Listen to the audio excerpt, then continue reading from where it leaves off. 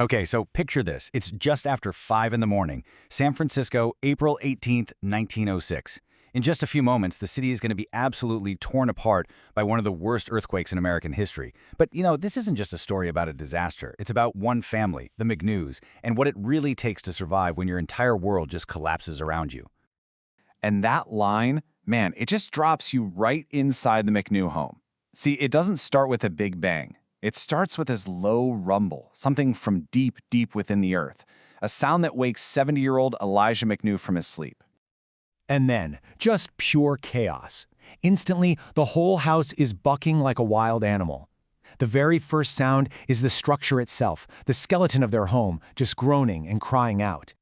Right after that, everything fragile just goes, windows don't crack, they explode, pictures are crashing down from the walls, and this big chandelier in the dining room, it just falls with this explosive smash. And underneath all of that noise is this deafening roar.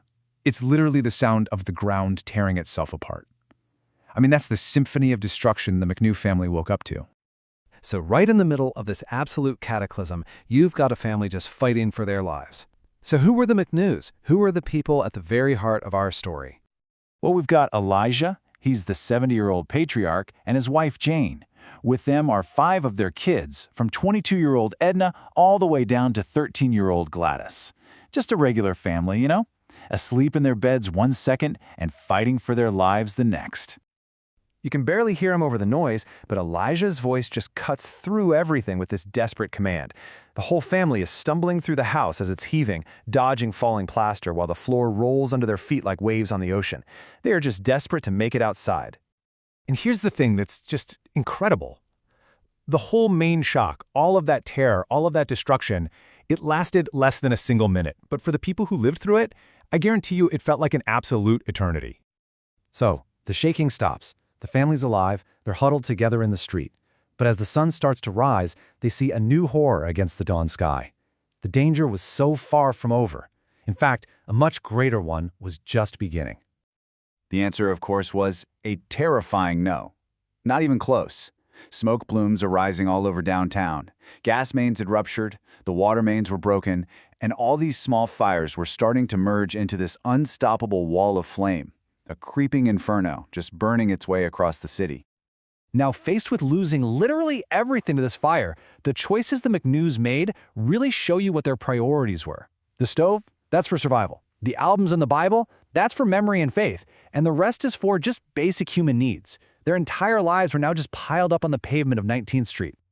As the day turns into the smoky, weird twilight, the family just settles in for a long, terrifying watch. They're basically refugees on their own street, just watching and waiting as their city burns down around them. The source material paints such a vivid picture here. I mean, could you imagine cooking dinner on a stove that's sitting in the middle of the road while this grim, gray snow made of ash just blankets everything you own? It's a totally surreal apocalyptic scene. Elijah says this as he's watching the inferno get closer and closer to the home he's worked his entire life for. When you're faced with total annihilation like that, possessions, they become meaningless. All that matters is that his family is safe. So the night just wears on. The roar of the fire is constant now, and you hear these explosions from gas mains going off. You can feel the heat, and the flames, they're getting closer, much, much closer. By midnight, only one number matters. 1.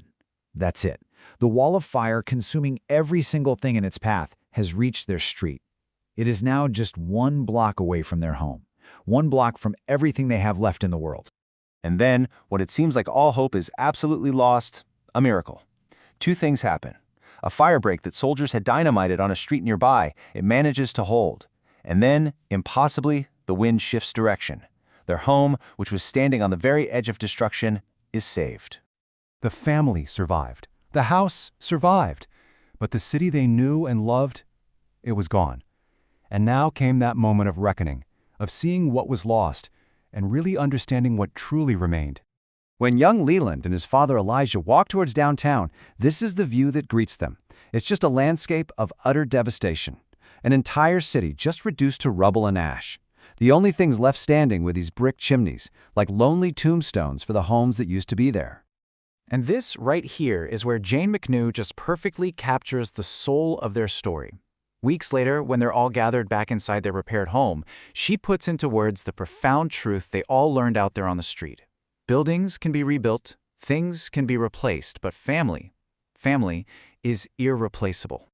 So a few days after the quake, a photographer captures this one moment. The family, totally shell-shocked but together, posing with all the belongings they managed to salvage. This photograph, it becomes the physical proof of their ordeal and their survival, a treasured icon that gets passed down through generations. So in the end, their story isn't really a monument to destruction, is it? It's a monument to resilience. It's not about what was lost, but about what endured. It's a testament not to the power of an earthquake, but to the strength of a family. And it kind of leaves us all with a question. When everything we know is shaken to its core, what do we choose to hold on to?